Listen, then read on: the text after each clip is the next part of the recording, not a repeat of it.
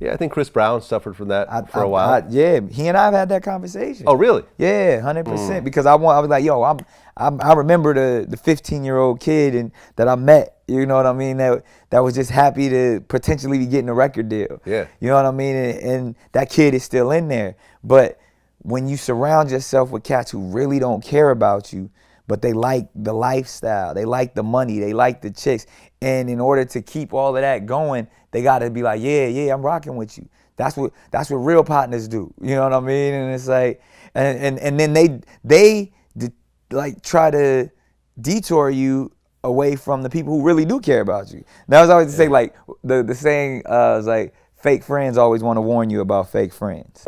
You know what I mean? I think probably one of the most powerful examples of that was if you watch the Bob Marley documentary. Yeah. Remember, and it was Chris Blackwell who owned Island Records. Island Records, yeah. And remember, he talked about how, well, first of all, Bob Marley got diagnosed with cancer in his toe. Yep. The doctor said that he needs to cut off his toe. Yeah. But he didn't want to do it because it would affect his dancing. Right. So he found another doctor that said that he would just cut off part of it. Right. And then he never went for a follow-up checkup. Yeah. And Chris Blackwell said he didn't have good people around him. Yeah. He had, and because no one wanted to tell him to go back to the hospital. Right. And ultimately the cancer spread and he died. Yeah. And it's like, man, like, and I'm that way. I can't even front. You know what I mean? Like, I'm one of those people, especially when it comes to spirituality and the medical field, and like, I have some alternative thoughts. So I understand being in a position of power, being able to do whatever you want to do and not listening to anyone. But when you got to suffer those consequences that do come with that. Yeah, by yourself.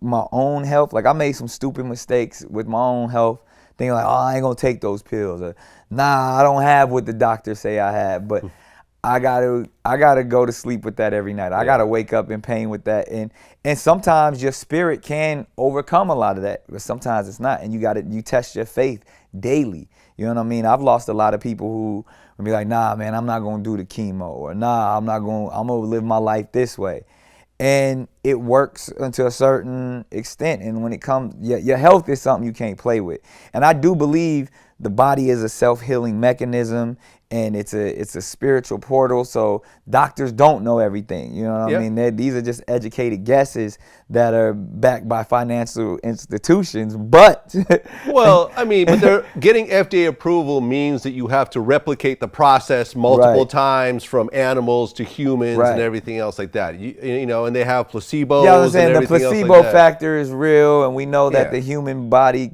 can do things that are unimaginable. So, and if you rely on that, you know, you might be that case that does prevail. Yeah. But you know, like I said, like I can't get too deep in it, because as much as I want to give advice to all of these people, from like, even when I talked to Chris Brown about it, I was like, dude, I get it. I understand. Like I bleed for you. Like, you my man. Like, and I understand. Like, I don't even have the type of pressure that you have, but I understand where you're coming from, where this is a young kid who just wanted to be an entertainer, man, wanted to be loved, and because, you know, 19 or whatever, a few times he made some dumb mistakes that, you know, dumb, like stupid stuff that kids do. But again, because you're doing it in the public eye, it's up for auction. It's up for debate. It's up for, and then, so to protect yourself, you put people who are of the same like mind as you, or even people who are a little grimier than you. So you like, look, I'm not like these dudes, and these dudes say I'm cool. You know what I mean? These dudes say I'm doing all right. Well, what did Chris say when you brought that to him? He understands it, man. Chris is super intelligent. Like, when I say next level intelligent, but he also understands, you know, he got demons, but everybody has demons. Mm-hmm. He understands that he's uber talented. He understands, and he's one of those people, like a lot of us can get, to be like, I'm gonna overcome this.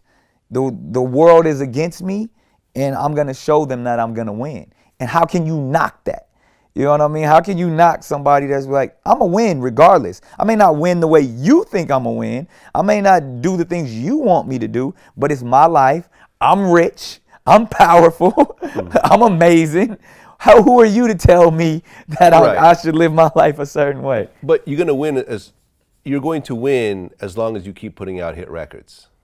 At the point that things start to slide, like an R. Kelly kind of situation, where you end up in a motel because you sold all your publishing and your concerts ain't popping no more. Chris Brown is way more intelligent than R. Kelly.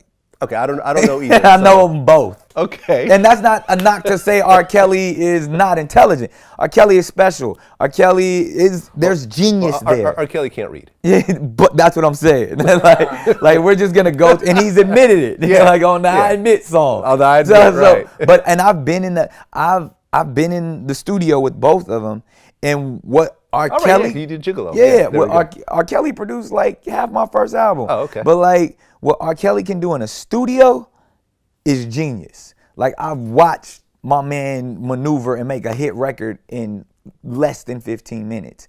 But his social skills are poor. Yeah, it's just like we see that. Like I see why that man is attracted to a younger girl, because they talk mentally. They're on the same level. Oh, like no sophisticated I've grown. I've never actually looked at it like that. What grown ass woman, other than once you get over the fact that this man is a great singer and performer, what's your conversation going to be about? For someone who's illiterate, you know what I mean, or someone who's not like a sophisticated woman, she's gonna be like, I appreciate your talent. I love your music. I'm a fan, but we're not intellectually stimulating each other. And so he's going to go towards someone that is on his level. And that doesn't necessarily always mean that you got to be 15, because right, but 15-year-olds can usually read. Yeah. And that's the thing. Like, he said he can't read, but he's not like, he can pick up a menu. I've seen him order shit at McDonald's. Like, okay.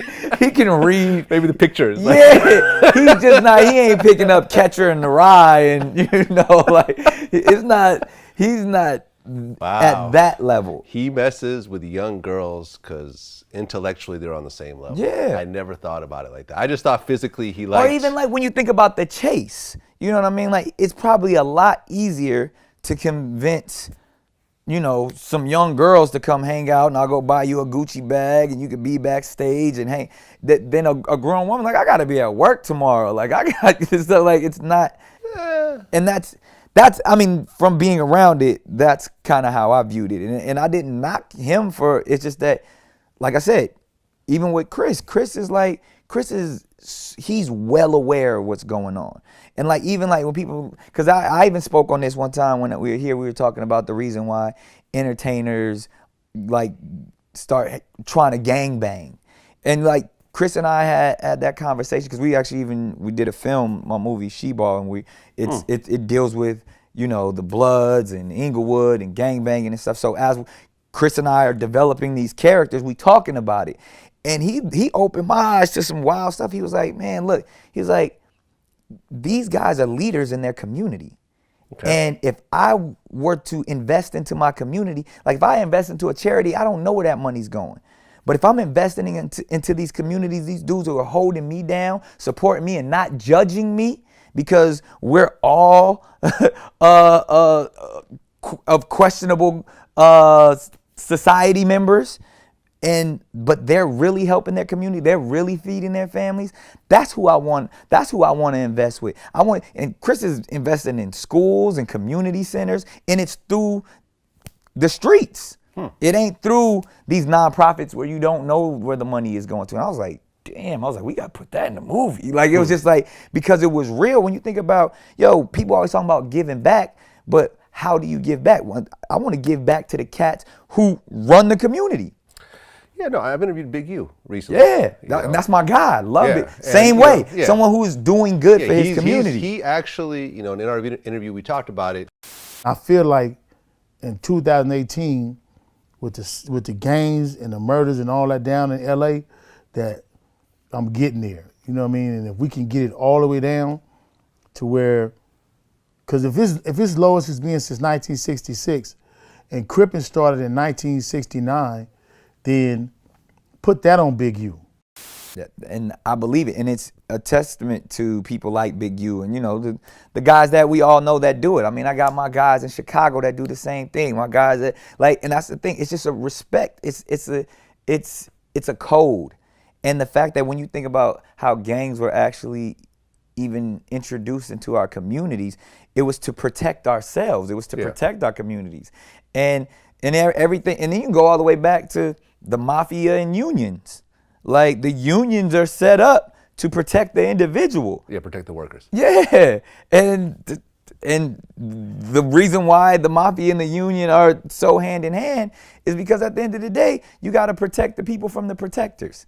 And when you think about all the issues we have with law enforcement and our justice system, it needs to be some alternative aspect to where you're like, yo, we're not going to just let you run us. We're not going to let you just treat us like slaves and sheep. We're going to stand up and stand firm for what we believe in. And it goes all the way back to gang banging and all of that stuff.